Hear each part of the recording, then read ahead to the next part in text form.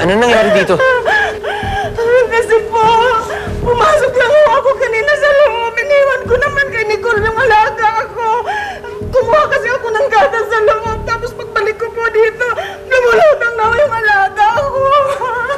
Kasi sa Nicole, sabi ko sa'yo, bantayan mo muna yung kapatid mo eh. Nag-aaral po ako sa Merced. Hindi ko nakita si JB. Nicole? Wala ka bang ibang nakitang tao dito? Wala po. Aso kaya o pusa kaya daga? Wala rin po. Kailangan na natin kumilos. Nandito pa nga yung killer.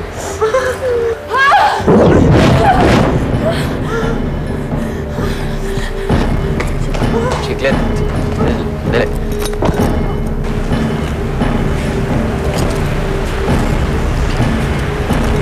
Chiclet? Okay ka lang? Binubulabog ako na alaala ng tatay ko. May nakita akong vision. Isang teddy bear. Feeling ko yun yung teddy bear na iniwan na sa akin ng tatay ko bago niya ako iwanan sa ampunan. Alam mo, huwag mo na masyadong dibdibin yun sa tatay mo. Total, magkikita na naman kayo, di ba? Pasensya ka na ah. Hindi ko nga alam kung ba't ako nagkakaganito eh. Okay lang yun. Siguro, nagkaka-anxiety attacks ka lang. Dahil yun na nga, malapit na kayo magkita ng tatay mo. Nakakaya naman sa inyo. Hindi tuloy ako makapag-concentrate sa trabaho. Wala yun.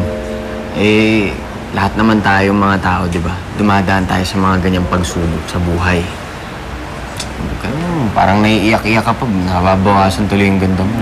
Hindi naman. Bola ka naman. Lakas naman. Sorry na. Sige. Kawawa naman yung baby. Oo nga eh. Walang puso yung mga pumapatay sa kanila.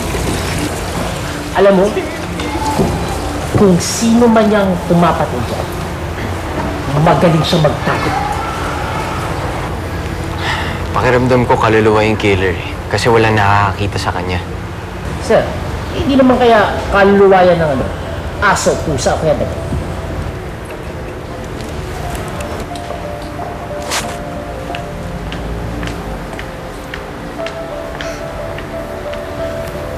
Nicole, may hinahanap ka ba? Yung teddy bear ko po, nawawala po kasi.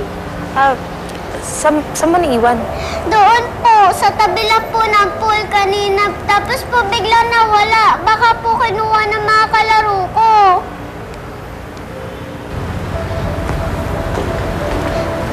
Mama Andrea, okay lang po ba kayo? Kawawa naman si Nicole. Nawala na nga siya ng kapatid. Tapos ngayon mag-isa na lang siya.